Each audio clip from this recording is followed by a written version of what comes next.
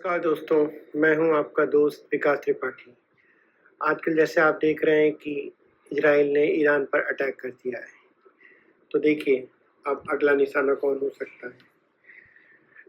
जैसा कि आप जानते हैं कि ईरान के न्यूक्लियर साइट्स पर इजराइल की नज़र टिकी हुई थी, लेकिन असली जवाब या असली सवाल ये है, अगर इजराइल ने अपने पहले टारगेट को लॉक कर दिया है, तो अगला टारगेट क्या होगा? क्या इजराइल ने अगली स्ट्राइक की तैयारी भी कर ली है? अगर हाँ, तो ये सिर्फ ईरान तक सीमित रहेगा या इसकी आग पूरी मिडिल ईस्ट में भी फैल सकती है? चलिए बात करते हैं ईरान और इजराइल के तनाव की पृष्ठभूमि के बारे में। बीते कुछ वर्षों में इजराइल और ईरान के रिश्ते लगातार बिगड़ते जा रहे हैं। ईरान का न्यूक्लियर प्रोग्राम, जैसा कि आप जानते ही हैं, इजराइल के सबसे बड़ा खतरा बन चुका है। इजराइल खुफिया एजेंसी मोसाद की रिपोर्ट्स और सैटेलाइट सर्विलांस इस बात की पुष्टि कर चुके हैं कि ईरान अपने कुछ एरियाज में लाइक नतांज, फोर्दो और अराक जैसी न्यूक्लियर फैसिलिटीज पर यूरेनियम रिचमेंट की प्रोसेस को तेज़ी से आगे बढ़ा रहा है। क्या है इजराइल की रेड लाइन? इजराइल इस प्रक्रिया को एक रेड लाइन मानता है और उस रेड लाइन के पार जाने पर इसका जवाब सिर्फ एक होगा, सीधा हमला, जो कि आज उसने 13 जून को कर दिया। दोस्तों आप ध्यान रखिए, ये पहला अटैक नहीं है, इसके बाद लगातार अटैक होंगे। वो तब तक होंगे जब तक ईरान का न्यूक्लियर प्रोग्राम ख़त्म नहीं हो जाता। तो क्या ये एक मल्टीफेस स्ट्राइक प्लान होगा? हाँ, ये एक मल्टीफेस स्ट्राइक प्लान होगा। अगर इजराइल इस ऑपरेशन को अंजाम दे देता है तो ये कहानी यहीं ख़त्म नहीं होगी, बिल्कुल नहीं।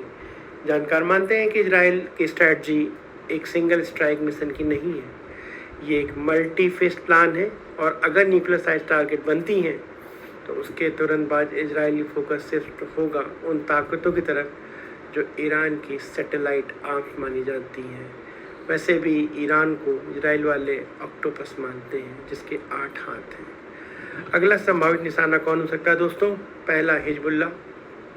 आपको पता ही है, ये लेबनान जो है वो इजराइल से सटा हुआ बॉर्डर है और यहाँ पर हिजबुल्ला ने हज़ारों मिसाइल्स और रॉकेट स्टोर कर रखे हैं।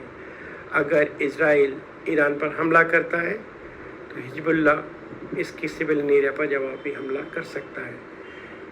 दूसरा, सीरिया में ईरान समर्थित मिलिशिया भी है, ख़ास तौर पे सीरिया की राजधानी दमिश्क के आसपास। इजराइल पहले भी स्ट्राइक कर चुका है, लेकिन अब टारगेट और भी बड़े हो सकते हैं।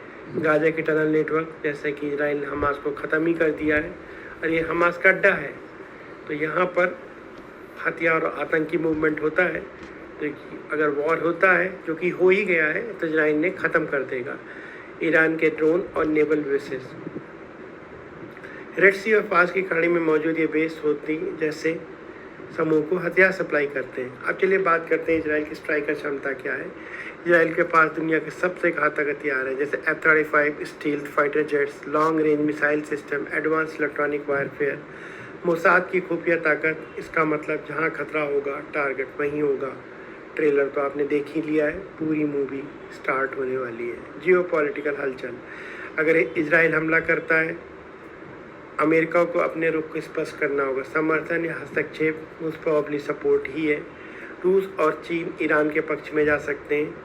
अरब देशों में विरोध प्रदर्शन और स्थिरता का खतरा बढ़ जाएगा, लेकिन ये शायद नाम का ही है। सऊदी अरब ऑलरेडी अमेरिका इजराइल के साथ है।